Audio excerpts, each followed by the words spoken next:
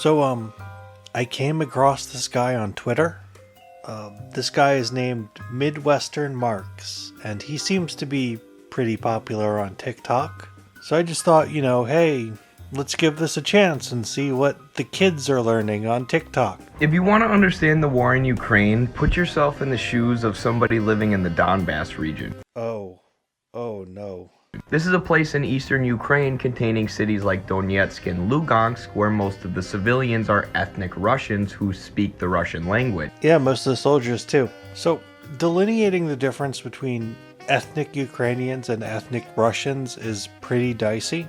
But on a basic level, if you ask people what they identify as, the majority will say Ukrainian, even in the Donbass. And there's like an idea among pro-Ukrainian people that the Russian speakers in the East are like settlers who showed up after the war, like in the Baltics, but that's not actually the case. But like every non-Ukrainian gets this wrong, so not too bad so far.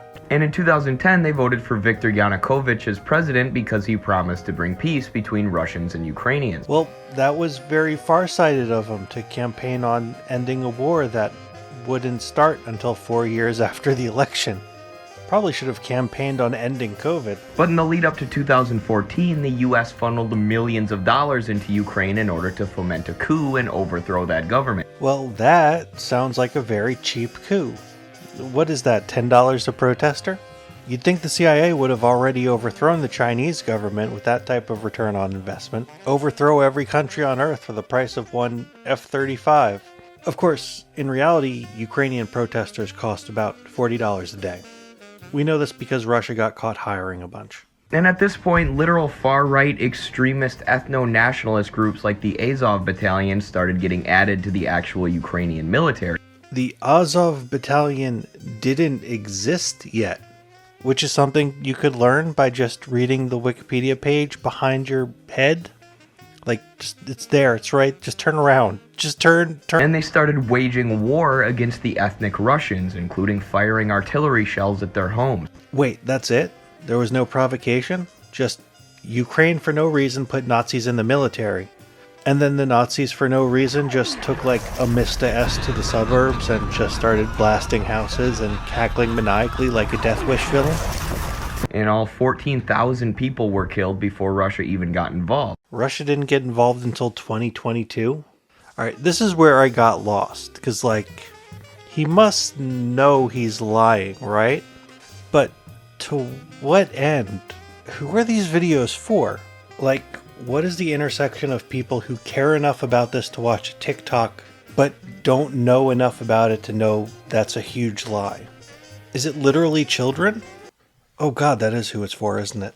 That is the humanitarian crisis that the US created in Ukraine, and that's why Russia eventually invaded. The Donbass actually requested Russia to invade 10 times before they did. And this last bit, is really the most evil part. Because even if we accept the Donetsk and Lugansk People's Republics as the legitimate voice of the people of the Donbass, they did not ask for this. What they asked for is to be annexed into the Russian Federation. Which is perfectly understandable because if the Donbass had been annexed into Russia, at least they would have access to the resources of a real state, instead of what they have now, which is just being ruled by a weird collection of proxy agents, chancellors, and warlords. But Russia didn't want to annex the Donbass because A, rebuilding it would be expensive, and B, the whole point of having a breakaway republic is to destabilize Ukraine, not to help the people in the breakaway republic.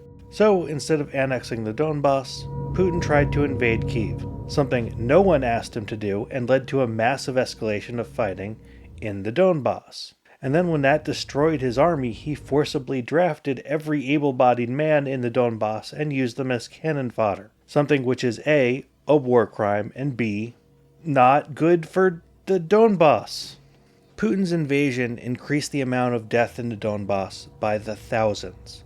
So, if I were to put myself in the shoes of someone in the Donbass, I think I would be a little offended at Eddie the Mennonite Stalinist telling me how fucking grateful I should be to Vladimir Putin.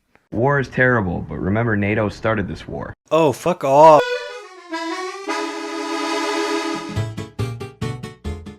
Hello everyone, Hello, all new viewers who are here because the What If Altist video blew up for some reason. I'm having computer trouble right now, so I thought I would do this little video to tide you over while I work it out. I'll keep everyone updated on Patreon. More importantly, I'm going to do a Q&A session to celebrate reaching 10,000 subs. So leave your questions in the comments here on this video, or if you're a patron, you can leave comments on the patron post for this video. I'll definitely answer all the patron questions unless they're too weird or personal.